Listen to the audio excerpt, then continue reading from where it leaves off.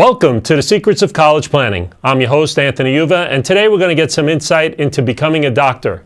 My guest today is Dr. Hal Blatman, and he is the doctor at the Blatman Health and Wellness. So welcome to the show.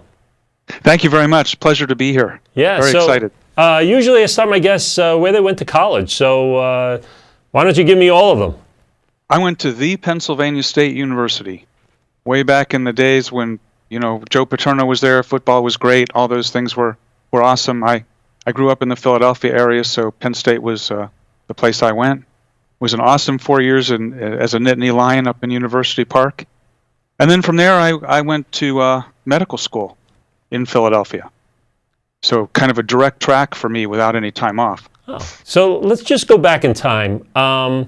Let's go back into high school. When did you start thinking about going on to college? Was it freshman year, senior year? When did it all begin for you?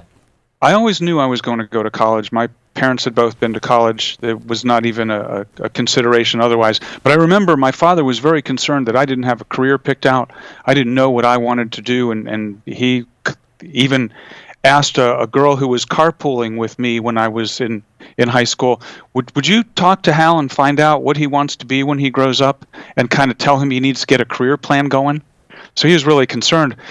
The formidable moment in my life was 10th grade when the social studies professor or teacher said, I want you to go out and interview 4 people in the profession of your choice and come back with a list of these questions answered.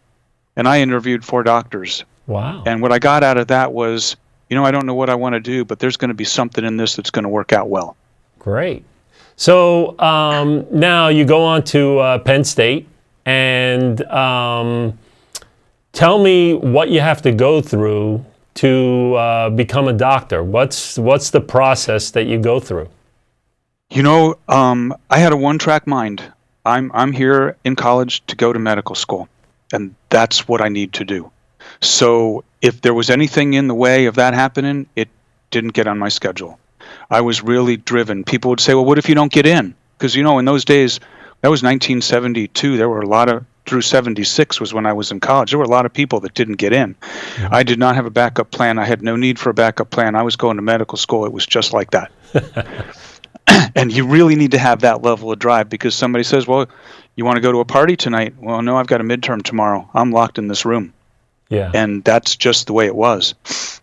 And then in addition to that, you get information from upperclassmen and from friends.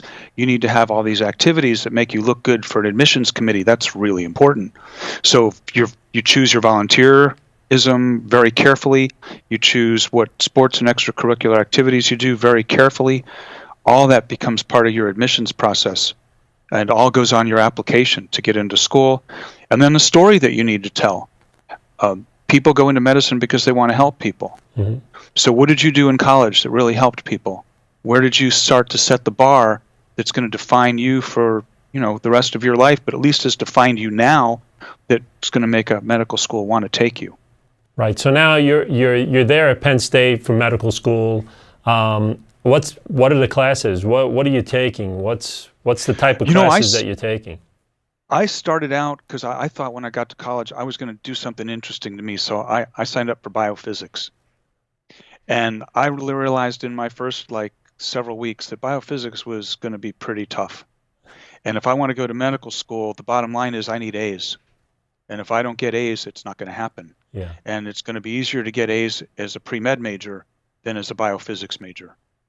So I switched my major to pre-med, and people say, well, that's not well-rounded enough. You're defining yourself. I said, I don't need a backup plan. I'm going to medical school. You didn't hear that, did you?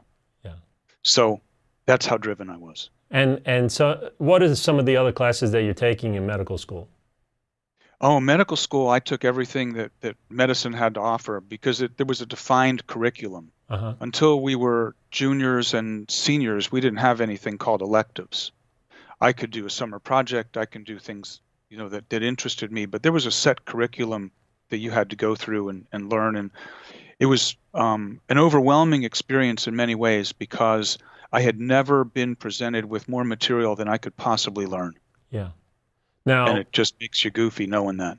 Now, are there particular exams that you have to take when going to To become a get into doctor? medical school, yes, there's lots of exams. In fact, I used to think life is one exam after another.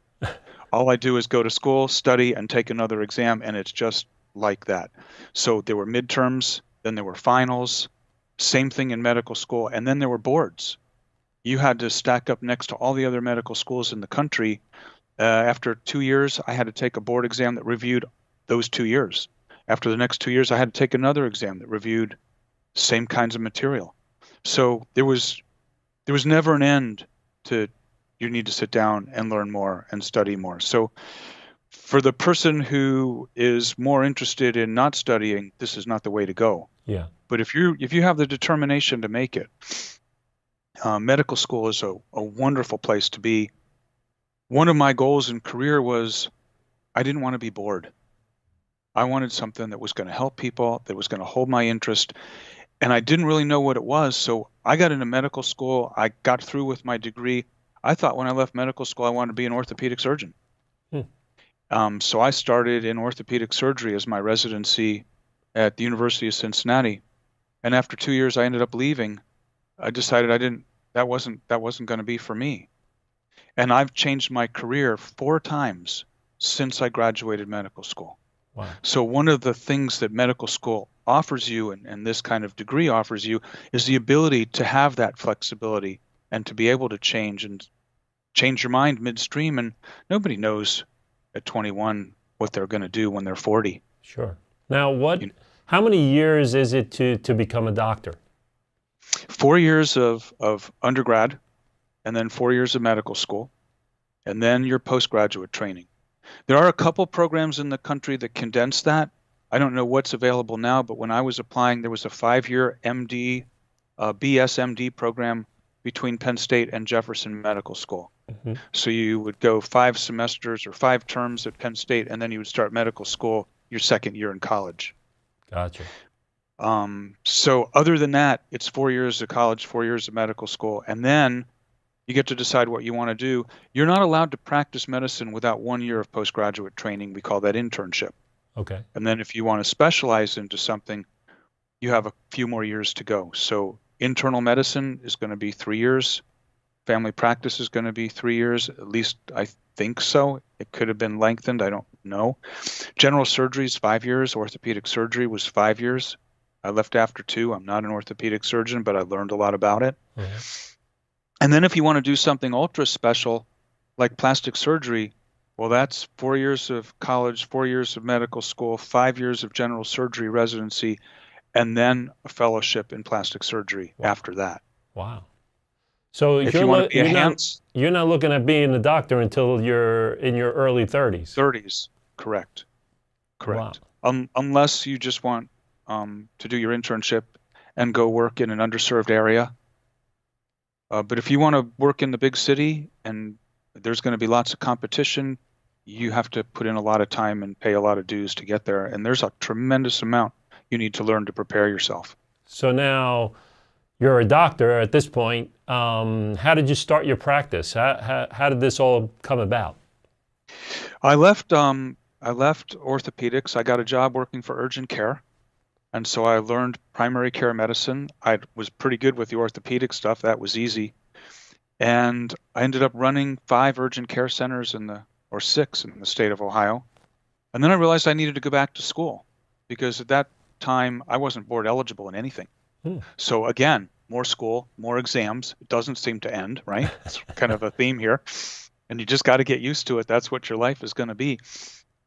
And I went back to school, did a residency in occupational environmental medicine, clinical toxicology, ergonomics, and came out of that being able to do ergonomic consulting, being able to be a corporate level medical director, and understanding about poisons and low-level toxicities in the body and how do we help the body grow to health by making those things go away or taking them out. Wow. And that got me very much into occupational medicine. And then from there, I started really to pay attention about pain and realized that what we learned in orthopedics and what we learned in all these other places in medicine really didn't have a handle on how do you make pain go away in people. So children with headaches and athletes with injuries and you see how prolonged recovery can be. And what we've learned in the last 5 years has really set the bar on how do you make pain go away? How do you find it? How do you restore an athlete back into competitive ranks quickly when everything else they've done has failed? Yeah. So, how many locations do you have? We're in Cincinnati, Ohio, is our main operation, but I also have an office practice in Midtown Manhattan. I have a son who lives in Manhattan. I have a very unusual skill set. It has brought me a wonderful learning experience. We work with professional athletes. We work with weekend warriors. We work with college athletes. And then also, I have another son in Seattle. And when I'm in Seattle, I'm part of Bastyr University. I am able to teach out there. So I have some faculty responsibilities at a medical school. And so I see patients when I'm out there also. So it's not very often I'm there. I'm in Manhattan about once a month, and otherwise we're mostly in Cincinnati. Now, are your sons medical doctors as well? No, it's interesting. They saw my life and didn't want to work as hard as I worked. And they didn't want to always be in school and always be working. They saw that. And as it turns out, I have one son who's a real estate agent in Manhattan, and he works at least as hard as I do. He is studying all the time. He's learning all the time. It's a different market for him and what he needs to learn, but he works every bit as hard as I do. And he just And oversees the office in Manhattan then? Oh, no. He has nothing to do with my medical business. He's a real estate agent in Manhattan. I see. If you want to buy an apartment or a townhome or something in Manhattan, he'd be a good guy to see. Gotcha, I gotcha. And my other son is teaching music, and he's in Seattle. He had a traumatic experience in childhood, ended up T-boned at the end of his senior year and in a coma for 4 days. Wow. And he recovered. He's thriving. And he started a web project for people who have had major trauma to help them go from survivors to thrivers. Wow. And that's a project he's been working on for a few years now. So you have these offices in these locations just so then you can go visit them? That's kind of the way it started out. But my son in Manhattan said, "Dad, you've got some wonderful ideas. If you really want to change medicine, it's not going to happen in Cincinnati. You've got to be here in New York." Yeah. And a few things happened and the path got really easy. And a few months later, I was there. And that's been about 5 years now, maybe 4. So now at the offices, what type of people are coming in? What are you actually doing there?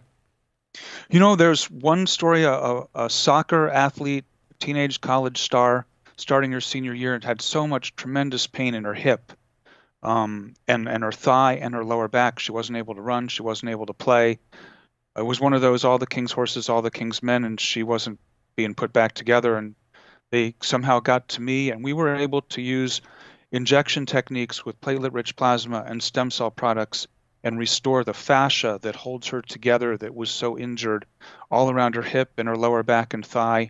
6 weeks later, she was back on the field at about 70%, and 8 weeks later, she was full out and pain-free. Wow. So we are able to help people go through recovery miracles like that. So you handle kids from high school all the way to old age, I'm assuming? Oh, yeah. And even children. Wow. A lot of children have headaches, have belly issues, have injuries from gymnastics, from all kinds of sports, and would like to recover. And, I was an athlete too. My sport in those days was figure skating. And I know how tied you are to your sport and how important it is, because I remember we were horsing around in the dorm. There is horsing around in dorms. And I had broken one of the small bones in my foot. And I was at the infirmary, and the doctor offered to put a cast on my foot. And I said, no, this foot can't go in a cast. And he says, well, why not? And I said, this foot's skating in competition this Saturday. He goes, you can't skate. I said, if this foot can go in a skate, it will skate on Saturday. And there was no question. It skated, and I did pretty well. But I know how important that sport is, and there's nothing going to get in the way. Yeah. So being able to help an athlete go through that. And then sometimes we see people who are really sick. There's a woman in her early 30s.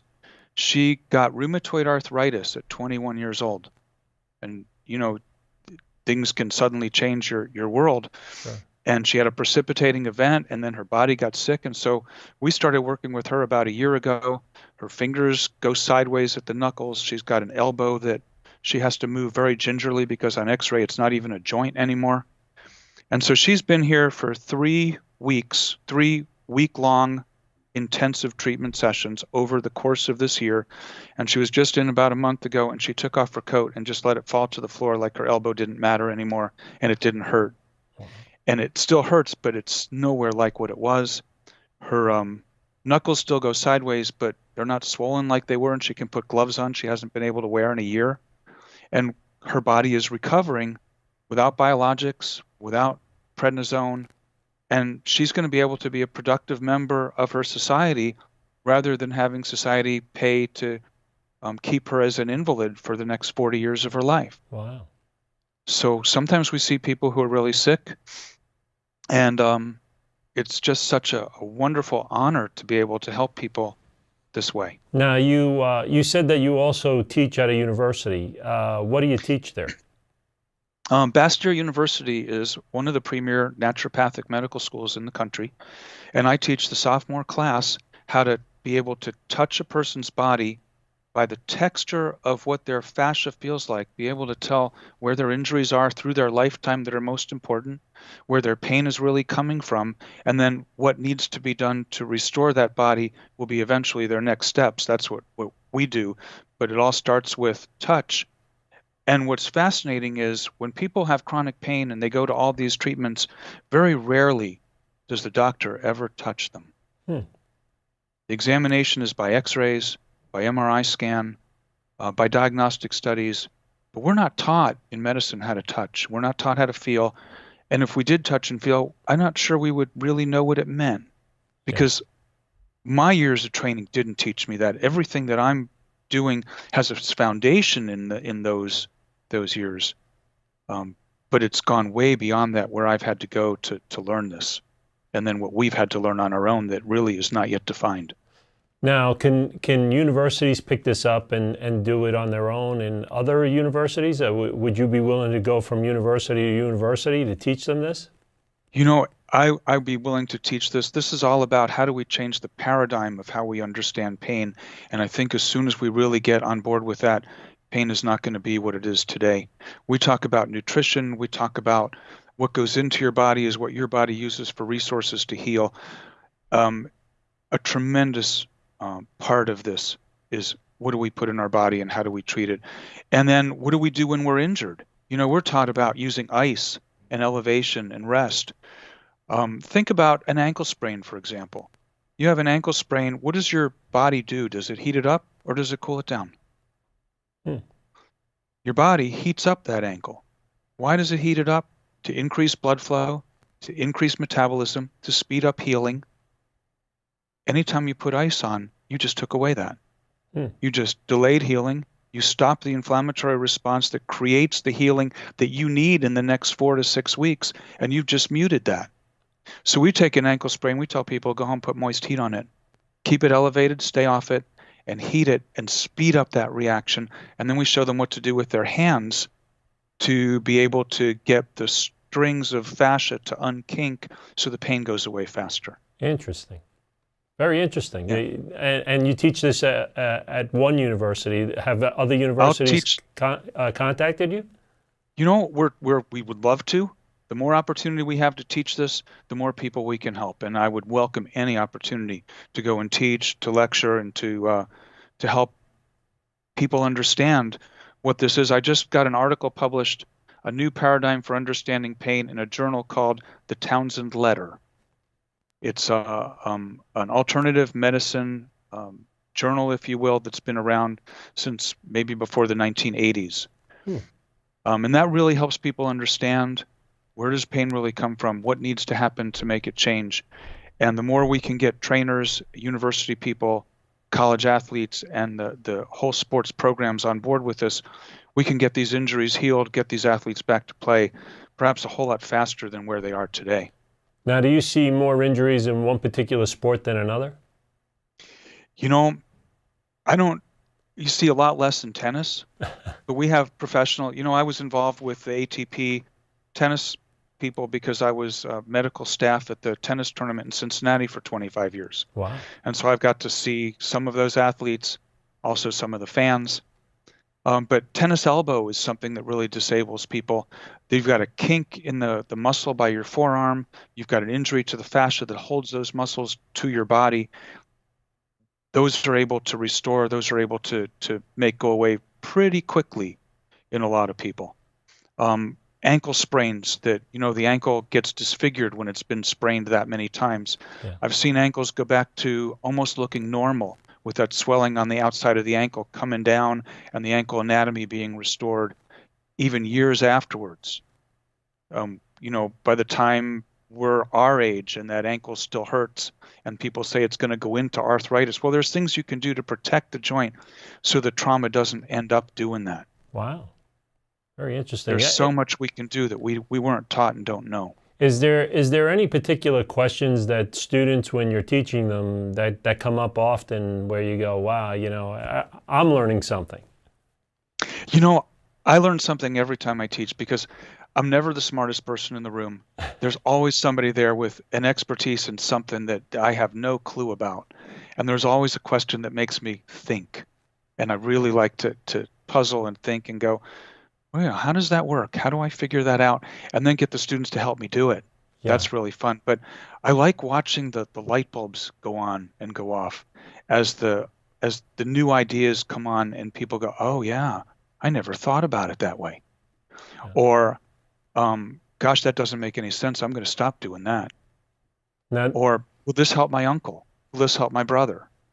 Now, do you do internships at your facility for students coming out of college? We do have students, medical students can rotate through us, residents can rotate through us. Yes, that opportunity is here too. Great. So tell me a little bit about the different locations that you have in New York, Seattle, and Cincinnati. If people want to find you, how do they find those three locations? So our Cincinnati number is 513-956-3200. The 800 number, there's an 800 number listed on our website. I don't have that in my head right now. Okay. It's a brand new thing for us, but our website is www.blatmanhealthandwellness.com, all spelled out.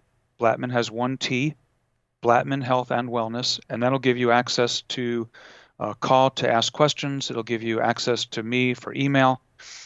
And then we're in New York 1 or 2 days a month, usually one weekend a month. So I see patients on Friday. People can come from all over. Some people can come from overseas. New York is an easier destination for some people to get to. But if you need an intensive care environment and you need to come for a week, that's going to be Cincinnati. And and if people want to get in contact with you, are you easily accessible by email? Yes, we try to be as accessible as we can.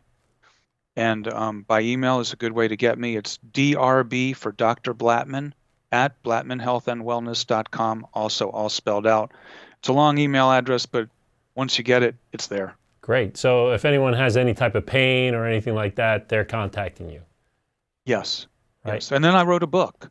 Oh. The book is called Winner's Guide to Pain Relief, teaching about the strings in the body, how they kink into knots, where these knots send pain, and how you might use a little rubber ball to massage and work on these knots yourself. Because what we can teach you to do to your body helps you get out of pain.